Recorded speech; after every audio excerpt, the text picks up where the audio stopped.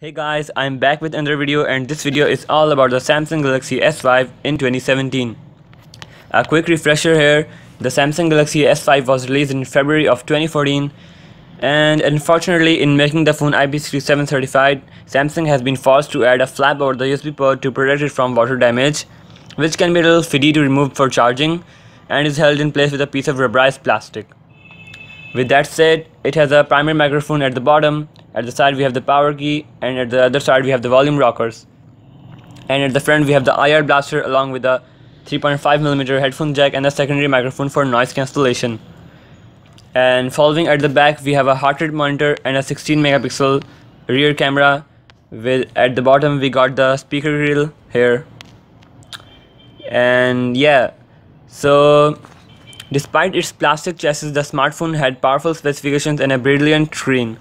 But how does it fare a few years on? Let's find out. So my Galaxy S5 is still stuck on the Lollipop version because the Marshmallow has some pretty much bugs in that and will give you a slightly lower battery life as compared to the Lollipop one.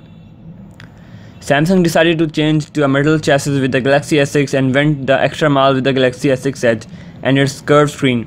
We are now on the Galaxy S7 and S7 Edge, again both very similar to their immediate predecessors in terms of design, but the Galaxy S5 still has its advantages. The new phones, for instance, have sealed designs, so there's no removable back panel and no removable battery. There's no microSD card slot in the S6 family either, so you can cheaply upgrade your internal storage to store lots of movies or music. And however, now that the S5 is a few years old, so contracts for this phone are pretty limited.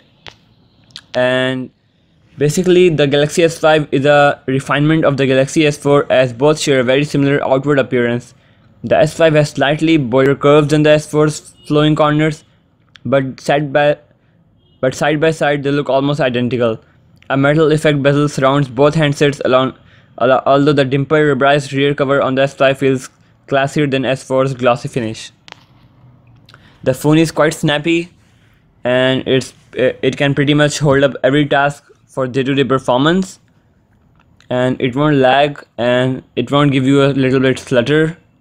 And the display quality is very much great on this device. The side viewing angles are also awesome. It looks sleek, and at 8.1mm thickness it's also very thin, but we can't help feel a little disappointed that Samsung has stuck with an all plastic construction. Now on the plus side, the Galaxy S5 is now IP67 water and dust resistant, meaning it is completely protected against the effects of dust and can survive a dunking in up to 1 meter of water. So the Galaxy S5 is a pretty much deal to grab on because its price is now around like $150 to $200. You can get a used Samsung Galaxy S5 in this price range, which is comparatively better than the mid-range smartphones coming out this year, and it will give a tie to them, though it's a flagship device of 2014, that's why. Coming at its specs, this device features a 5.1-inch 1080p HD Super AMOLED screen, which will give you eye-popping colors, and it has all the basic sensors needed, as well as a gyroscope sensor, temperature sensor, and all that stuff included, along with a fingerprint scanner. The device also has an average sound quality beside with that, and it has a lot of features like air gestures, air motions type of modes, different type of things.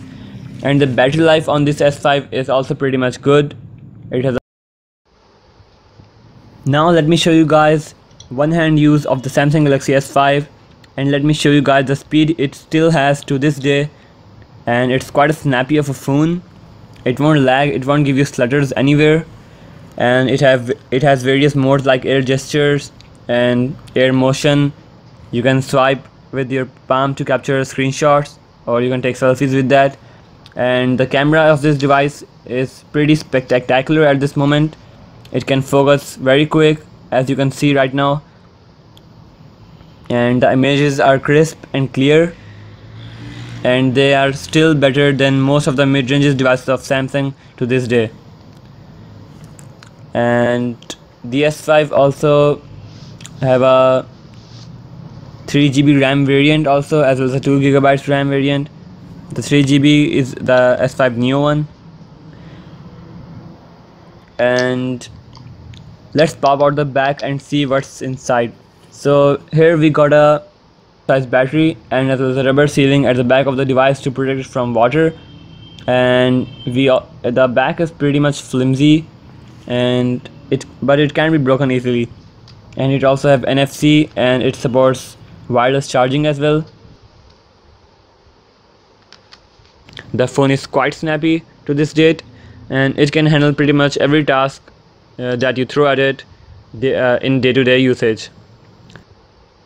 And the battery of this device is just average in my opinion, not so good, just okay. It will give you a screen on time of 4 to 5 hours, yeah, and only one day. You have to charge this phone daily if you are using it on a normal task.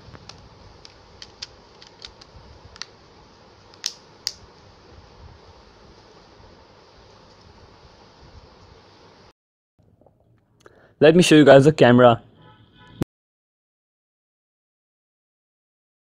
which has many modes intact to it. You can see by yourself.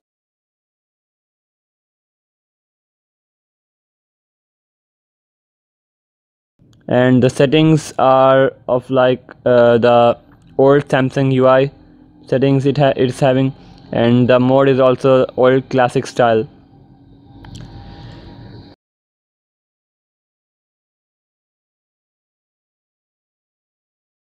The display is pretty sharp in my opinion. It's having a full HD 1080p high resolution screen, which is Super AMOLED, and which will give you better viewing angles at any point.